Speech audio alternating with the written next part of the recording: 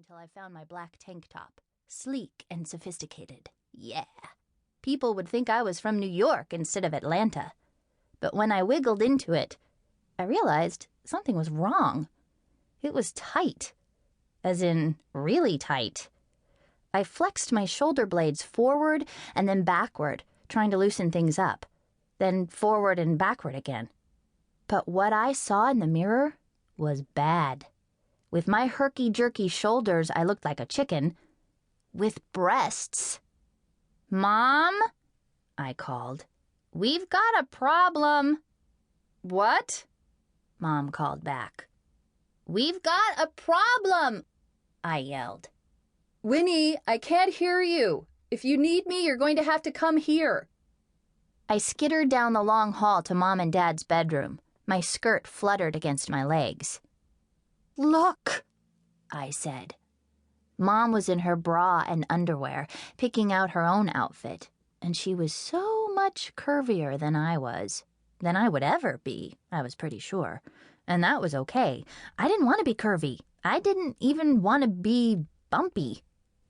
Mom turned and took me in. "Winnie, you look adorable," she said. And then, "Oh." And then, "My goodness, Winnie, you're developing." I turned bright red. I could feel it.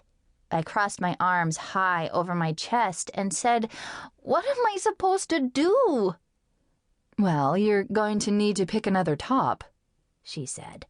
She put her arm around me and rubbed my bare shoulder. "And I guess we need to go bra shopping, don't we?"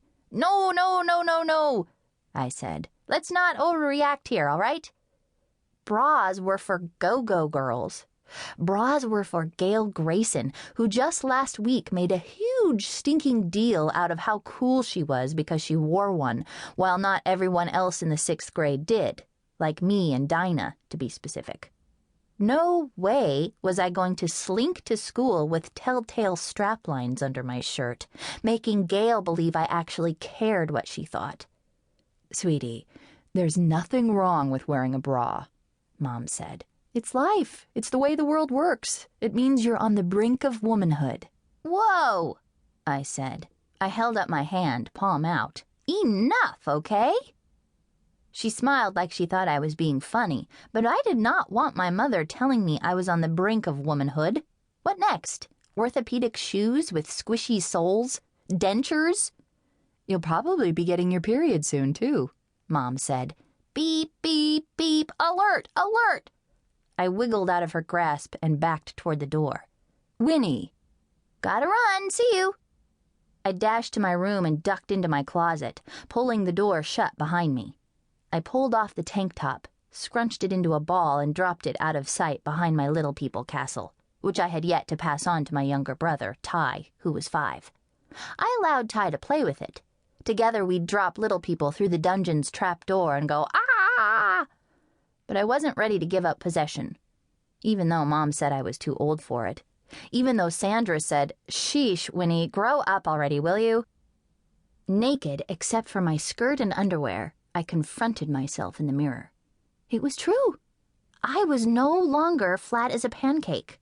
I had strong arms and a smooth, firm belly and boobs. I was with boob. I was boobful. I was boobed. I, Winnie Perry, had boobs.